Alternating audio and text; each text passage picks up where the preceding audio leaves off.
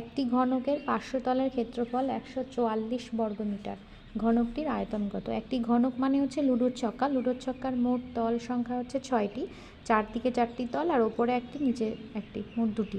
তাহলে ওপরের আর নিচের তল বাদ দিলে চারদিকে 4টে অর্থাৎ 500 তল হচ্ছে 4টি। তাহলে 4টি তলের মোট ক্ষেত্রফল দেওয়া আছে 144 বর্গমিটার। 4টি তলের ক্ষেত্রফল 144 মিটার বর্গমিটার। তাহলে প্রতিটি তলের ক্ষেত্রফল কত হবে? 144/4 মানে 36 বর্গমিটার।